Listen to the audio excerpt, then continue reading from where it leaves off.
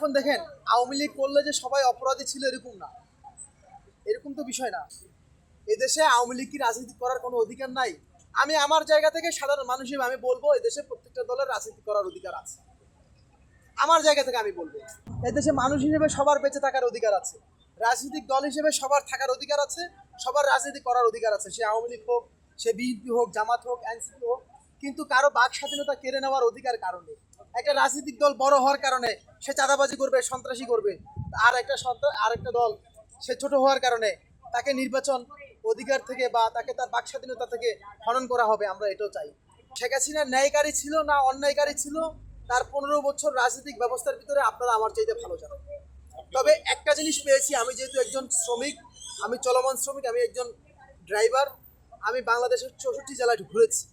আমি 64 জেলায় বিগত 17 বছরের ভিতরে আমি ছিনতাইকারী দেখি নাই, আমি চাঁদাবাজি দেখি নাই, হ্যাঁ আমি দেখি নাই। কিন্তু কিন্তু এখন জুলাই গণ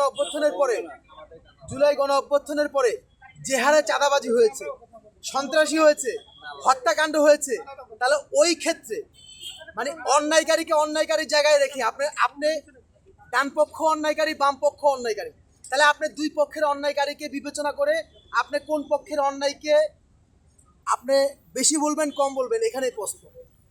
জুলাইয়ের পরে কি অন্যায় হয় নাই? জুলাইয়ের পরে কি চাঁদাবাজি হয় নাই? জুলাইয়ের পরে কি হত্যাকাণ্ড হয় নাই? জুলাইয়ের পরে কি ধর্ষণ হয় নাই? আপনাদের সারা বাংলাদেশে না হলে আমার জেলা হয়েছে, আমার পার্বত্য এলাকায় হয়েছে, সেখানে কোনো মিডিয়া নাই, সেখানে প্রশাসনিক কোনো অবস্থা নাই, সেখানে মিডিয়ারা কথা বলতে পারে না, হয়তো আপনারা জানেন না। আমার জেলাতে 30 থেকে 35টা মেয়ে ধর্ষণ হয়েছে, 300 থেকে 350 ঘর বাড়ি অগ্নিসংযোগ হয়েছে, আপনারা হয়তো পেপারে মিডিয়াতে দেখেছেন, পাহাড়ে বিভিন্ন জায়গায় আগুন অগ্নিসংযোগ। তাহলে এটা কি জুলাইয়ের পরে হয় নাই? তাহলে এটা কারা করেছে? তাহলে এটা যারা করেছে তারা অন্যায়কারী না? তাহলে জুলাইয়ের পরে যারা হত্যা করেছে তারা অন্যায়কারী না? জুলাইয়ের পরে যারা চাঁদাবাজি করেছে তারা অন্যায়কারী না? আমি এখানে তো আমার ব্যানার নিয়ে আসি নাই যে ভাই আওয়ামী লীগ প্রতিষ্ঠিত হওয়ার জন্য আমি এসেছি। ভাই আমি আওয়ামী লীগ প্রতিষ্ঠিত হওয়ার জন্য এসেছি? আমি এসেছি ন্যায় বিচার প্রতিষ্ঠার জন্য।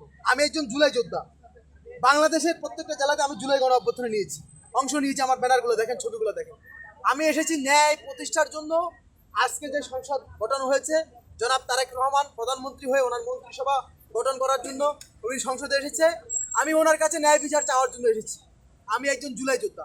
এখানে সামনে কোন দল ক্ষমতায় আসবে, কোন দল নির্বাচনে আসবে, কোন দল আসবে না, আমি এই জন্য আসিনি। এখন জুলাই গণ অভ্যুত্থানের পরে যদি কোনো অন্যায়কারীকে রাজনীতি করার অধিকার দেওয়া না হয়, তেমনি আওয়ামী লীগকে বাদ দিতে হবে। তেমনি জুলাই গণ অভ্যুত্থানের পরে যারা চাঁদাবাজি করেছে যে সমস্ত রাজনৈতিক ব্যানার দিয়ে, তাদেরকেও রাজনৈতিক প্ল্যাটফর্ম থেকে তাদেরকে সংবিধান দিয়ে তাদেরকে বাদ দেওয়া উচিত।